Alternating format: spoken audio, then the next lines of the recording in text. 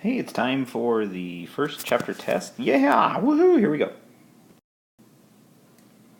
So you should have this sheet in front of you, and you need to write down anything on here that will help you remember what to do, because the test you'll take on Monday is actually very similar to this. So, number one talks about what size bag of cat food shown has the lowest unit price. So, this is one of those we have to decide. Are we going to do ounces per dollar or dollars per ounce? Ounces per dollar, dollars per ounce. It's an interesting question because if you want the lowest unit price, you would want dollars per 1 ounce. That's what you would want, is dollars per 1 ounce. If you want the best deal, the other way to look at it would be to have the one that will give you the most ounces per dollar. So, but they're talking about the lowest unit price, so that means dollars per ounce. So that means I would put, for example, 5.49 over 24 dollars per ounce to get the lowest price. So 5.49 divided by 24, that is a unit price of 0.23 dollars or 23 cents. The next one would be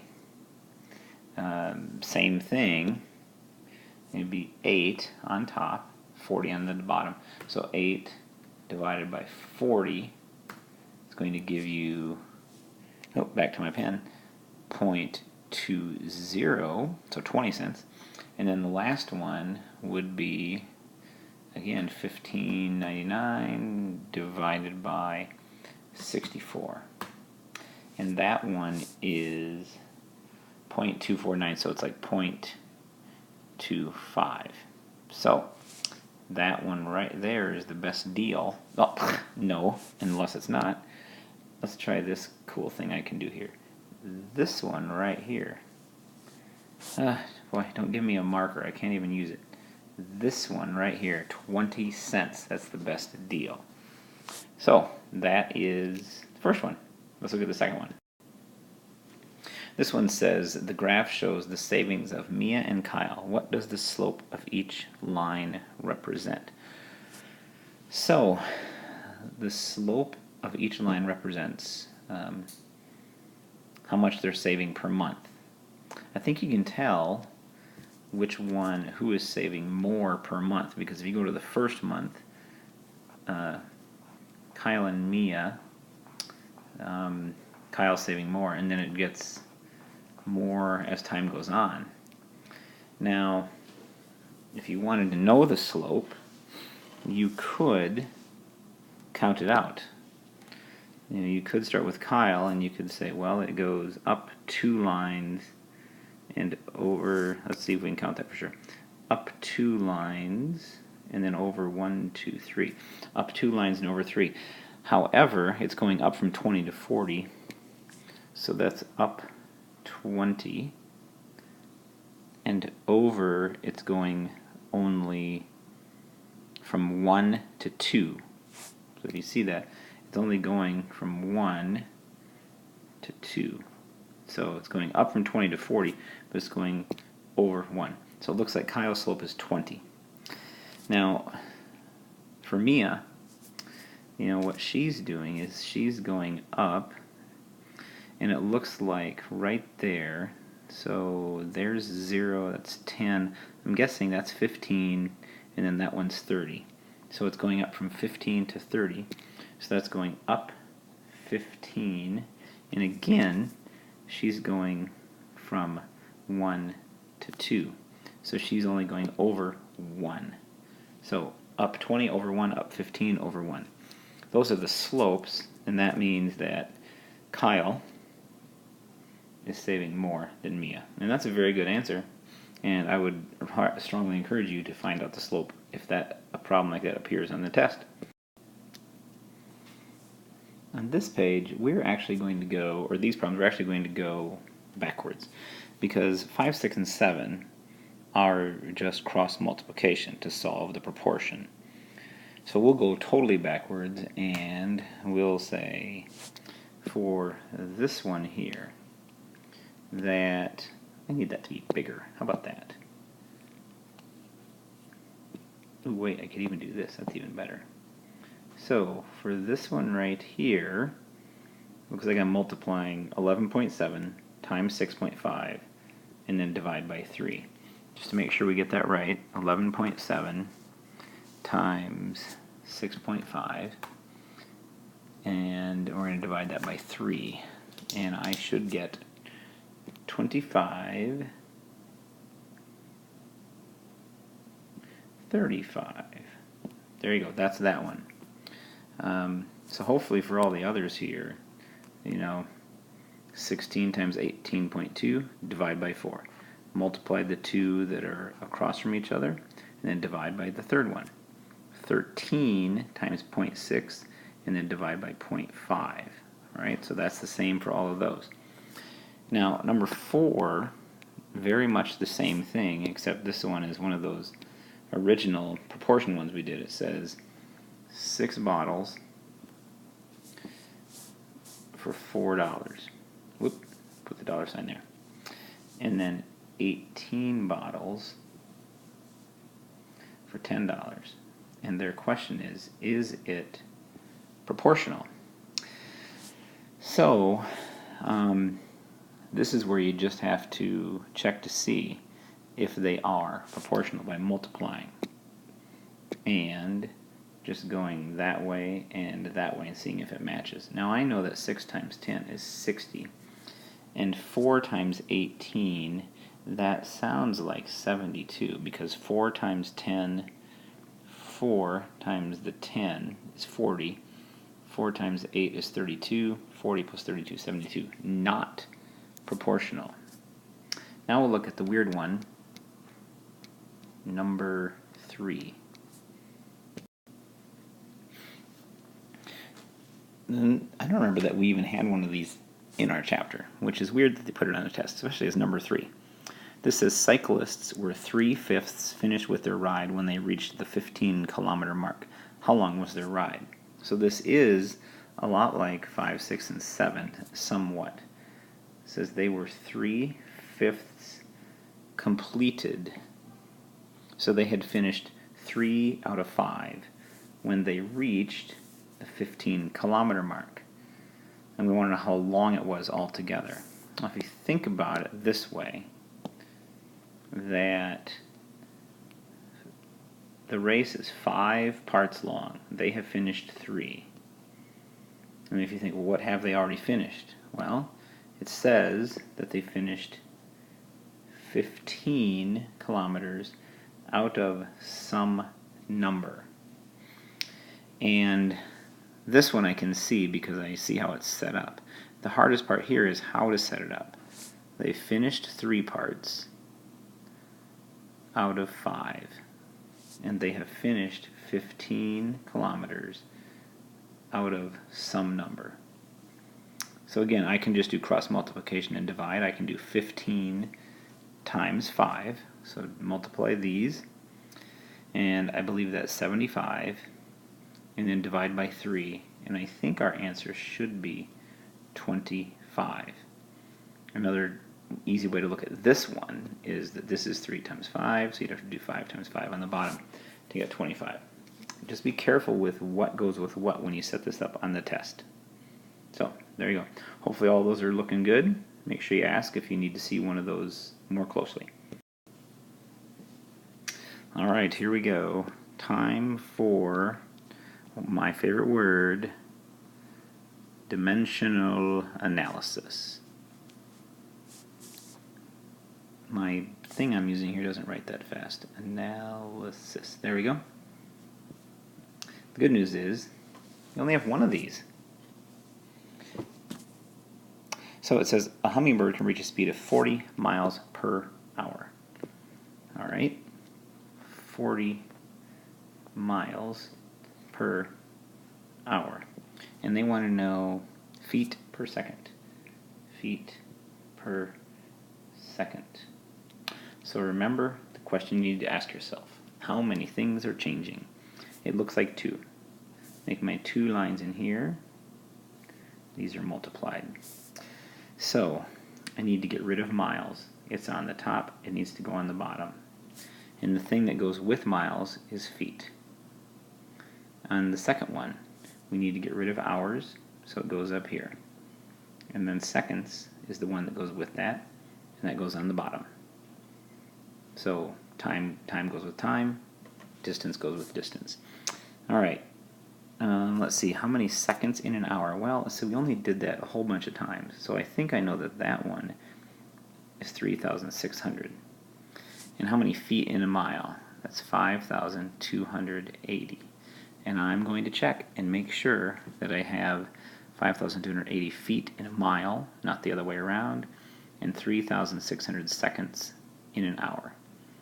So it looks to me like to get this answer I do 40 times 5,280, and then I divide by 3,600. So you can do that while I type it in. Don't wait for me to do it. Alright, and it looks like you should have an answer of about 50, oh, how if I used a pen, 58.67 feet per second. There you go. Number 9 here says find the rate of change from the table. Oh wow, rate of change. That means find the slope. And I already have my ordered pairs here, and I can pick any 2 of these ordered pairs. So,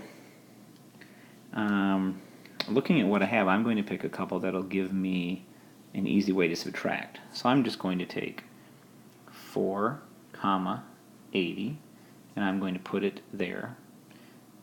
And I'm going to put underneath it 2, 75. So I have my 2 points, and I put them like this because I have the bigger numbers on top, the one that works best like that. So I can subtract down, and I get 4 minus 2, and that's 2. Now that's x, which goes on the bottom, and then 80 minus 75 is 5. That goes on the top because that's y. 5 divided by 2 is 2.5. So the rate of change, or the slope, is 2.5. And that would be, if you wanted to use the labels, that would be 2.5 degrees, because that's y, and it goes on top, per hour. And that's x, and it goes on the bottom. So there's that one. Okay, now we've gone over number 10 enough times that I think if it says, does it show a proportional relationship, you can say, yes, the line is straight and it goes through the origin, so it is proportional. You could always check, because you have some ordered pairs. You have 2, 3, and you also have 4, 6. Now you can, remember, set this up and say, if we stick with what we've done, and if we take the y over the x, we have 3 over 2 and 6 over 4, with the y's on top and the x's on the bottom. And then you can look and see, does 2 times 6 equal 3 times 4? That's another way to tell. You could explain it like that. You could say it's straight, it goes through the origin. They would all be correct. Number 11. If it takes the Ramirez family 3 days to travel 1,560 miles, how many days will it take them to travel 3,640 miles? All right, let's make that small. And this is a proportion. 3 days to travel 1,560 miles. And we want to know, oh, that was unexpected. And we want to know how many days, so we don't know what that is, take them to travel 3,640 miles. So remember, make sure my miles go with my miles. and make sure my days go with my days. Now I can do my cross multiplication. 3 times 3640 gives me a big number, and I divide that by 1,560. So again, multiplied these two, divide by that one, and you get an answer of 7 days. Now let's look at 12. So here we have Janelle, 24-pack of bottled water, and we have a price. So we could get it into dollars per bottle, and we have another bottle one here. So we want to know the price. So we have price and bottles and bottles. So we should be ready to do our proportion. So just to be different, I'm going to put 24 bottles up here, 12 bottles up here. Did it again. What am I doing? 12 bottles there. All right. Let's see. The price with the 24 is $6.80, and this one we don't know. So if I take 12 times $6.80 and I divide by 24, I should get $3. Whoa, that was weird. $3.40. Now hopefully that makes sense, because if you look,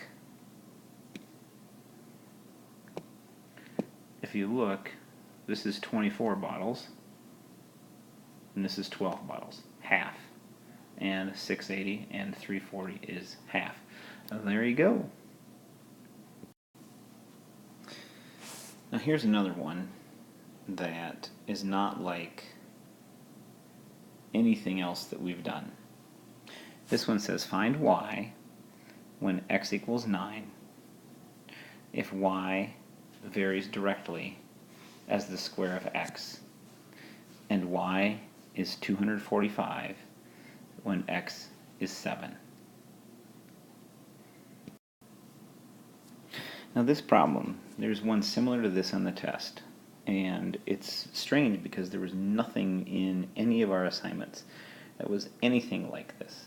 So we're going to show you what it looks like, and then we'll talk about it during the test too. It says find y when x equals 9 if y varies directly as the square of x. Here's what their equation means. They're saying if y equals some number like m, the slope, times x, but not just x, it's x squared. Alright? So what they're saying is, for their example, they're saying find y when m is there and then x is 9. But that's not just 9, it would be 81. Alright? The other one they give you is they say, well, now in the other one we have y is 245, and then we have m that we're trying to figure what that is, and then 7. But it's not just 7, it's going to be 7 squared, because that's what they're doing in this problem. So that would be 49. So what you have is you have an x and an x, so 81 and 49. And I'm going to put them on top for now because that's where I wrote them. You could do it the other way too. Just remember x, x, and then match the y and the y. Okay, now the 245, remember, goes with the 49. So if on my calculator I now do this multiplication, 245 times 81, and then I divide by 49, because that's this one, the other one that's left, you will get an answer of 405. So what you really need to write down on your test right now is that, and use that, and we'll talk about it on Monday at the test too, because like I said, this is unlike any question in our book. So it's weird. Let's look at the last one. It says Jamie and Ryan work at the grocery store. The wages earned for the weekend are shown in the table of graph. Who gets paid more per hour? Okay, more per hour. That would be dollars per hour. Well, let's see. Dollars per hour. So I'm looking at both of them because I know over here on this one, dollars are all here and the hours are here. And I know if I do 40, the y on top of x, because we're figuring out slope, who gets paid more per hour, that would be the slope. 40 over 5. 40 over 5, that's going to be 8. And I'm pretty sure that all the other ones are the same. 32 over 4 would be 8. 24 over 3 would be 8. Alright, so it looks like Jamie's will be $8 per hour. Ryan, I'm going to go to, well, there's nothing that's really in a great spot here. So, you know, I know that this one, I can put a 2 on the bottom because that's x. It should be on the bottom. Y, let's see, it's not 15. It's not 15. It's not 10. It's not halfway in between. It's almost like it's 13 or maybe even 14.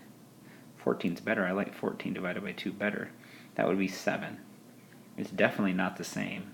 So that right there tells you. Just remember, if it looks like that, you know, look at what they say. Paid per hour. That tells you what goes on top. There you go. Go back over any that you still need to and see how it goes, and we'll see you when the test is happening on Monday.